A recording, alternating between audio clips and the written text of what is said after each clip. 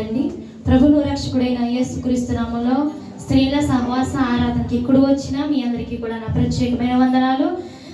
మీ అందరూ మా ఆహ్వానాన్ని మన్నించి మా యొక్క స్త్రీల సహవాస ఆరాధనకి ఎంతో దూర ప్రాంతం నుంచి విచ్చేసిన మీ అందరికీ కూడా నా ప్రత్యేకమైన హోప్ ఆఫ్ గ్రేస్ ఫెలోషిప్ నుంచి మా ప్రత్యేకమైన వందనాలు తెలియజేసుకున్నానండి. ఇదే విధంగా ప్రతి ఒక్కరు కూడా అవకాశం ఉన్నవారు మా యొక్క సంఘానికి రావాలని మీ అందరినీ ప్రేమపూర్వకంగా ఆహ్వానిస్తున్నాను. ఈ యొక్క సంఘాన్ని అభివృద్ధి పరచాలని, అనేక మంది బలపడాలని మేము ఎంతో ఆశపడుచున్నాము. ఈరోజు స్త్రీల సహవాస ఆరాధనలో అనేక మంది స్త్రీలు కూడి వచ్చి ఉన్నారు. ఎందుకంటే ఎక్కువ సంఖ్య ఆడవారిది ఉంది. ఎందుకంటే ఆడవారు ప్రతి విషయంలో ముందు ఉంటారు. లోకాన్ని ఏలే వాళ్ళు ఎవరు? పురుషులు కాదు, ఆడవాళ్ళది ఎప్పుడు ఎక్కువ పై చేయి ఉండాలి. అలాగే మనము దేవుని విషయంలో కూడా, దేవుని పరిచర్య విషయంలో కూడా మనము ప్రతి విషయంలో ప్రార్థన చేయడంలో కానీ, వాక్యం బోధించడంలో కానీ అనేకమైన విషయాల్ని మనం విజయం సాధించే విధంగా మనం ప్రతి ఒక్కరు స్త్రీలు మనం అన్ని విషయాల్లో ముందు ఉండాలని మా యొక్క మీ అందరికీ కూడా నేను ప్రేమపూర్వకంగా తెలియజేస్తున్నాను. అలాగే మన బైబిల్ గ్రంథంలో చూస్తే దేవుడు పిలుస్తున్నాడు స్త్రీల్ని. ఎవరినంటే రోదన చేయి స్త్రీలను పిలుస్తున్నాడు.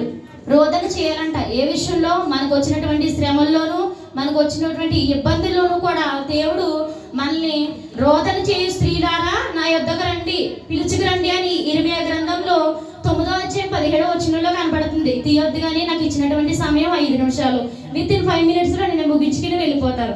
ఎందుకంటే నేను రాకముందే 5 నిమిషాలని నాకు పదే జ్ఞాపకం చేస్తున్నాను. కాబట్టి స్త్రీల గురించి మనం చెప్పుకోవాలంటే అనేకమైన విషయాలు ఉంటాయి. స్త్రీ ఏ విధంగా బలపడింది, ఏ విషయంలో తప్పిపోతుంది అనే విషయాలు మన పరిశుద్ధ గ్రంథంలో చూస్తూ ఉంటాం. అటువంటి విషయాల్లో మనము పట్టుదల కలిగి ఉండాలంటే దేవుడు వాక్యం తెలవిస్తుంది. ఇర్మియా గ్రంథం 9:17లో కనబడుతుంది. సైన్యములకు అధిపతి యెహోవా ఇలాగు సెలవిచ్చుచున్నాడు, ఆలకించుడి, రోదన చేయి స్త్రీలను కనుగొని వారిని పిలవనంపిడి, తెలివి గల స్త్రీలను కనుగొనడి, వారిని పిలవనంపుడి అని దేవుని వాక్యమే సెలవిస్తుంది.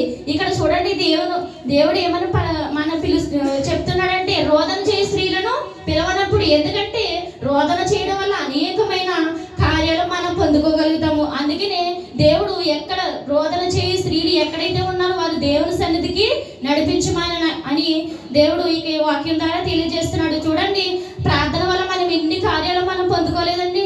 ప్రార్థన వల్లే మనకి ఎటువంటి పరిచయం చేసినా, ఎన్ని పాటలు పాడినా, ఎంత వాక్యం బోధించినా ఏది చేయలేని విజయం మన ప్రార్థన వల్ల మనం సాధించుకోగలుగుతాము.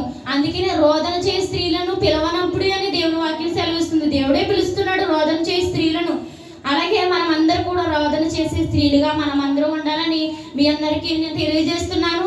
మనము ప్రతి విషయంలో కూడా ప్రార్థన యందు పట్టుదల కలిగి ప్రార్థనే మన యొక్క ఆయుధంగా మార్చుకుని స్త్రీలమైన మనము ప్రార్థనతో ప్రతి ఒక్క సమస్యని, మన కుటుంబంలో అనేకమైన శ్రమలు ఉండొచ్చు, అనేకమైన శోధనలు ఉండొచ్చు, మన భర్త మారు మనసు పొందకపోవచ్చు, మన కుటుంబంలో అనేక మంది దేవునికి దూరంగా ఉండొచ్చు. కానీ మనం ఏం చేయాలంటే రోదన చేసే స్త్రీలుగా మనము ఉండాలి.